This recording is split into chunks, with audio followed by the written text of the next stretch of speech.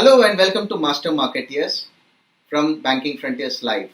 We are holding a series of some wonderful conversations with the leading marketeers in the financial services sector. And joining me today is a very interesting marketeer who is the Chief Marketing Officer of HDFC Life.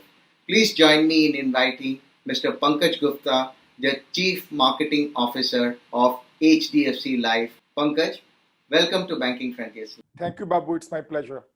Hi Pankaj, we have already seen a lot of reset in this new normal. Let's not discuss about the past. Now, coming to the future, there has been already a lot of changes in the financial services world and in the insurance world. Can you highlight us what are the new changes that you have seen? What are the new green shoots that you have seen in this new normal world in the insurance sector? The situation that we are in the middle of is still evolving. And I would say almost on a daily basis, there are new learnings that we are finding out. There have been a couple of positive trends in the middle of all of this negative environment around us. One of the things that I have seen is that the consumer has been highly resilient.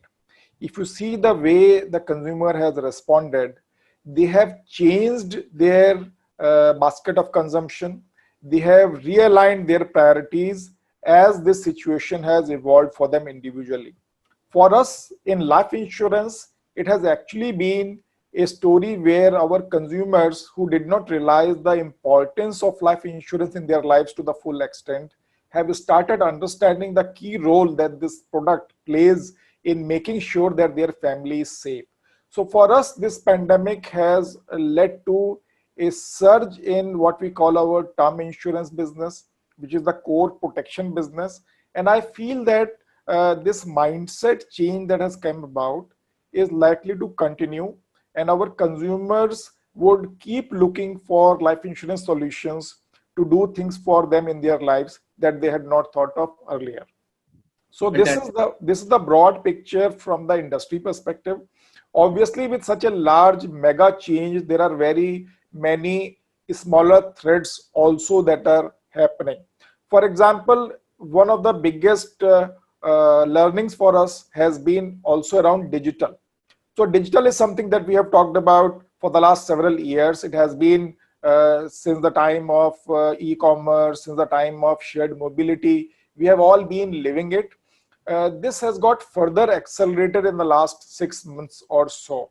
And that amount of consumer willingness we have seen to do things on the digital platforms and the way they have responded to new ways of interfacing with their suppliers or their financial partners, people like us, whether it is for servicing, whether it is for sales, whether it is for other engagement, has really shown how quickly this mindset has evolved. So if you have to look at the medium to long term, it will lead to changes in the way the future sales models are also structured.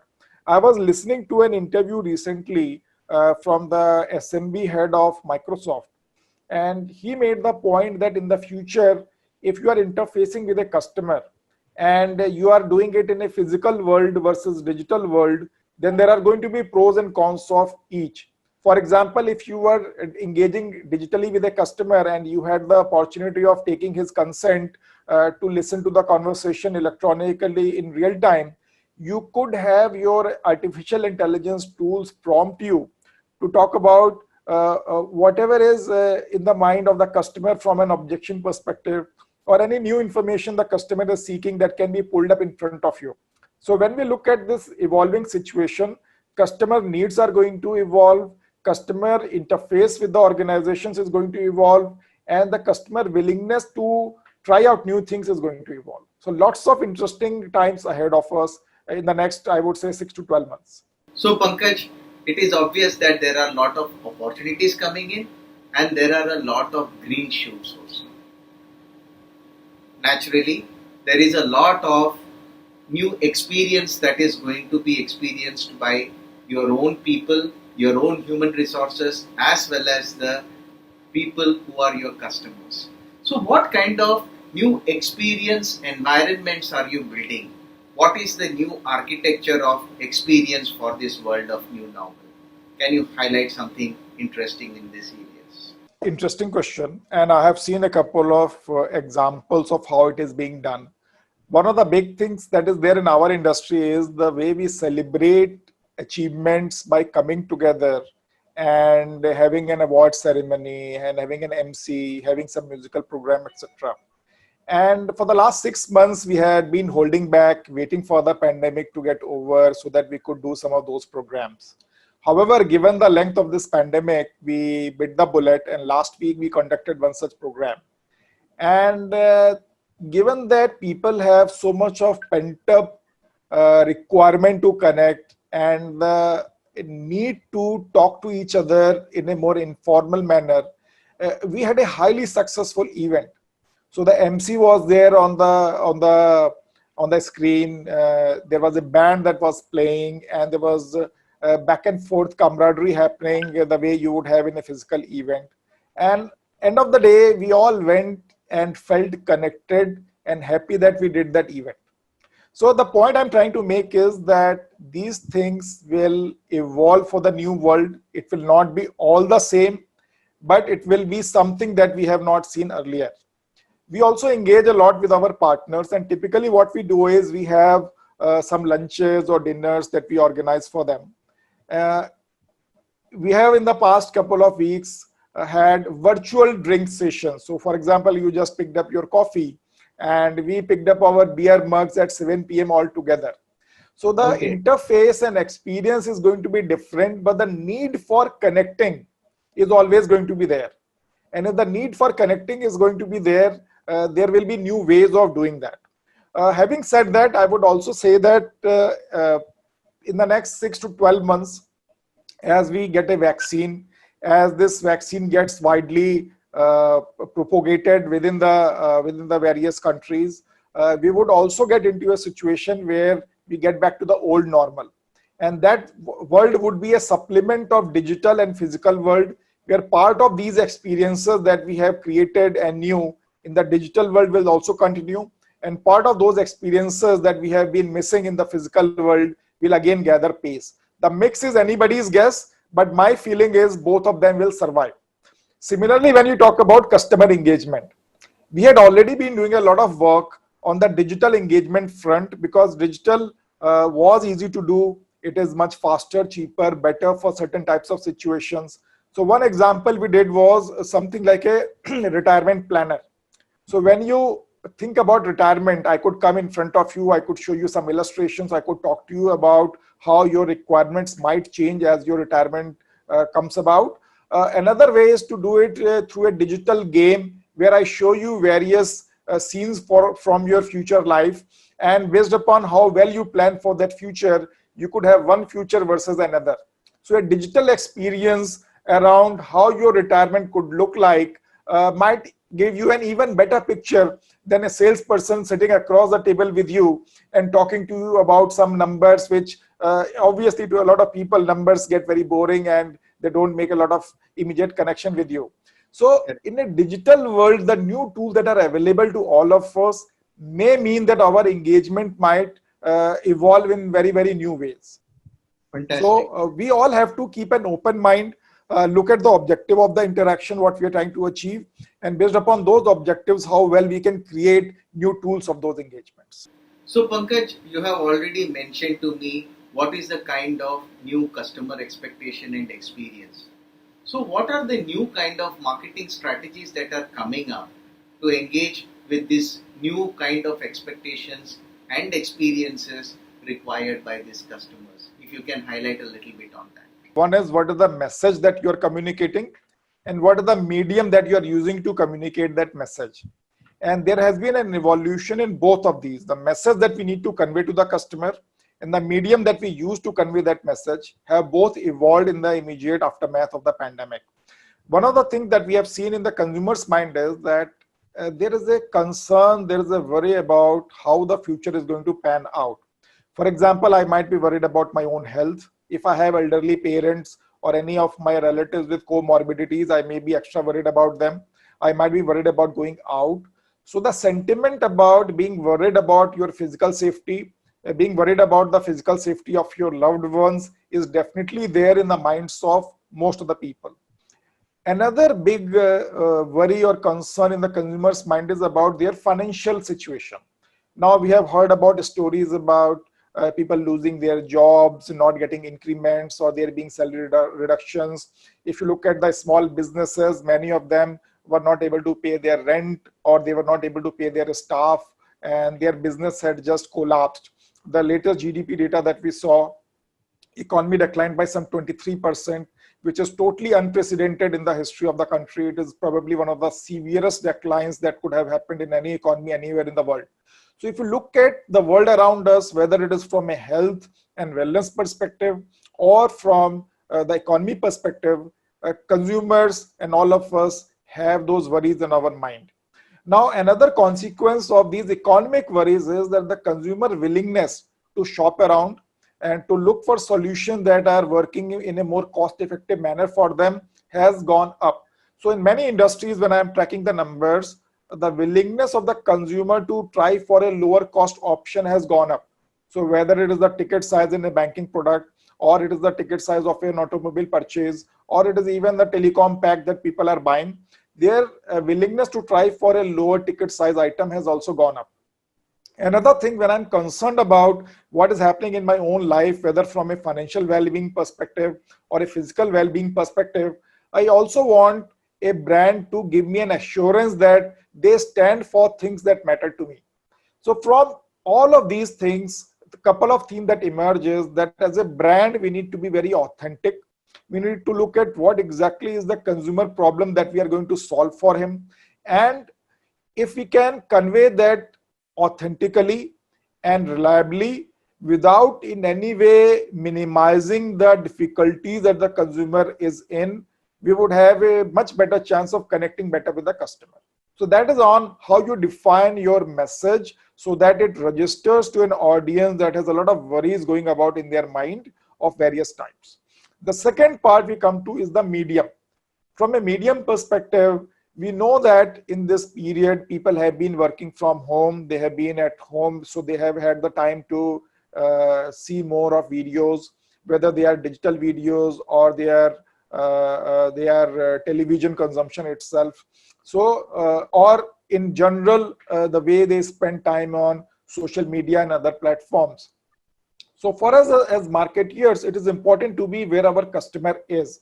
And the amount of time the customer is spending in front of the television or in various digital forums means that our media spends have also to align. So from the marketing perspective, these two broad themes are the immediate themes. One is on the message that we need to convey, and the second is on the medium that we use to convey that. Then obviously for each industry, there are further nuances. For example, for us, as I mentioned in the previous part of the conversation, term products have become more important. And if term products are more important, we would talk more in line with the immediate customer need, and our campaigns, etc., are going to be aligned around that product. So that is something probably would have happened in the other industries also. If the customer need and requirement has changed, how do you change your strategy on product and message accordingly? Fantastic. So, Pankaj, one of the fundamentals of financial services business is trust. And trust is the same foundation on which the entire business of financial services is built. So, as a marketeer, how are you creating a better, solid trust atmosphere for your customers? Not only creating trust, but also communicating that trust to your customers so that their comfort level is high, especially in such times when there is a drastic transformation happening. Trust continues to play a very important role in almost all industries, and more so in an industry like life insurance, where the product that I'm buying is for a rainy day for me or for my family. And if I'm buying something for my family when I feel that I may not be around for the family to really take care of their needs at that point of time, the need for trust even goes higher. Now, a couple of trends that I have seen is that the brands have started emphasizing on the objective part of the message also very clearly. For example, our claim settlement rate is more than 99%.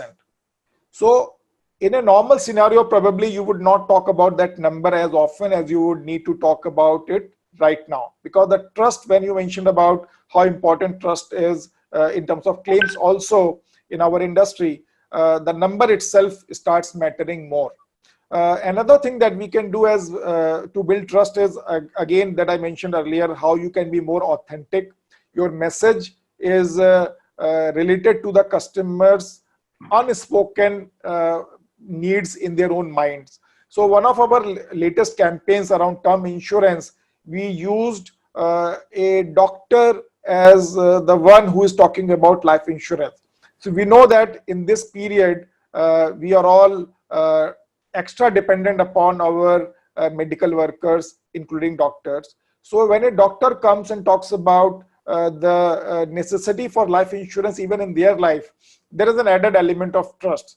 So it is not as if this communication was not being used earlier. It was being used earlier as well, but the need for a more authentic medium and messenger who people can relate to has gone up further. So we use this communication now again.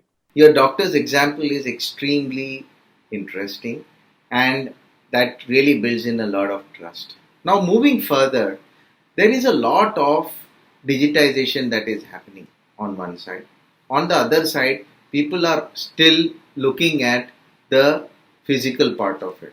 Many people are still not comfortable when it comes to sharing their conversations or personal details on digital channels.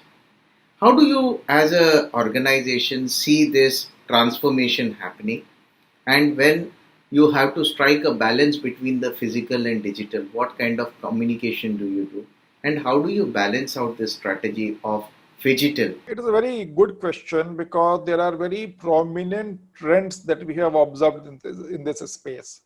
And one is that as soon as the pandemic started, the number of call center people who are available to take the queries from the customers reduced immediately. And while we were able to take care of the most critical queries, the amount of the service level standards that we had for ourselves did get impacted for a small period of time. And we have taken efforts to bring them back. However, when the call centers were not available to the full extent as they usually are, we saw that customer willingness to try the same query on chat went up. And chat can be done through a robo also today. So there are robo chat tools that are very much prevalent, and we have also got a number of them. What it did for us was that ultimately the customer query was resolved, and the customer was not left without a solution. However, there was some impact in the feedback that we got from the customer. So one of the things to remember is that if the customer's preferred medium is not available for interfacing with a brand, the score that you get from a customer satisfaction perspective might get impacted in the short term. And while the customer evolution will happen to the more digital channels, and it has happened very, very rapidly, it has to be in line with the customer's preference itself.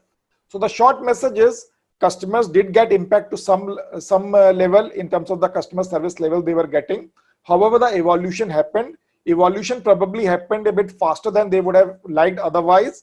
And as they get used to the new ways of interfacing with the brands from a customer service perspective, our service customer satisfaction levels will also stabilize accordingly. Thank you very much, Pankaj. Your interview was very insightful. We covered a lot of multifaceted activities, and it has really enlightened me personally, and I am sure the viewers who would be viewing it would be also very, very inspired by this kind of conversation we have. Thank you very much, and we look forward to having more such wonderful conversations with you in the future. Thank you for having me, Mr. Babu. Thank you very much.